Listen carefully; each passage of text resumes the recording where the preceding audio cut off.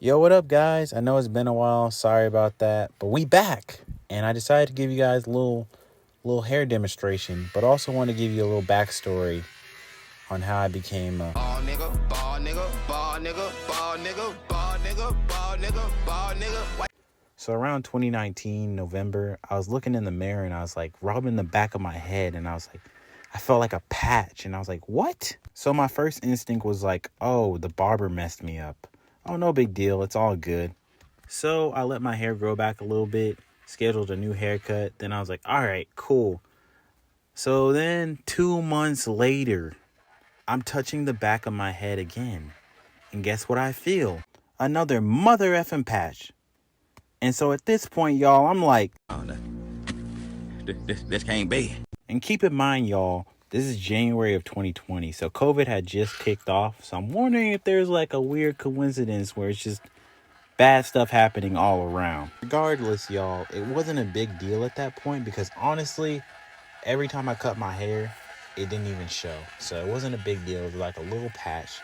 But the issue just kept getting worse and worse because it kept getting bigger and bigger and bigger. It looks like Africa at that point. And that was like January of 2021. So y'all get the point. I'm on a time clock. But it doesn't really matter because every time I cut my hair, I usually get a bald fade. I've always gotten a bald fade. And a bald fade, thankfully, doesn't really show it too much. So it still looked crisp, like in the front. Still had a nice edge up and everything. So I had some time.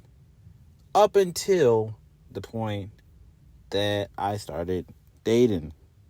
And then eventually getting married. And at that point, my girl thought it would be a great idea if I shaved my head. She thought I would look like Tupac. Of course, my initial reaction was, hell no. I still had time. I'm not trying to look like no old Carlton from Family Matters. So, yeah. But around December 2022, I eventually gave in and I did the deed. And spoiler alert, y'all, I did not look like no damn Tupac. And that's because, number one, Tupac chose to be bald. I, on the other hand, wasn't given that grace. So there's number one. Number two, his style is from the 80s. So honestly, no diss to Tupac, but it just didn't work for me. Or so I thought. Eventually, I did grow into it. My head felt cold as shit when I first took that shower. So yeah, it was something to get used to. I don't really razor shave my head anymore. I just use the clippers. It's just a lot quicker. And yeah, more safe. So, but yeah, y'all, I don't plan to go to Turkey or do anything. I like the way it looks now. I'm perfectly cool.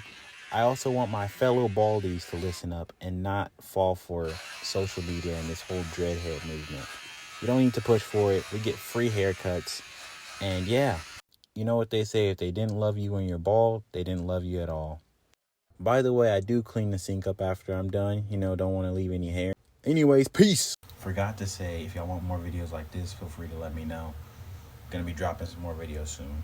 Till then, peace. For real this time.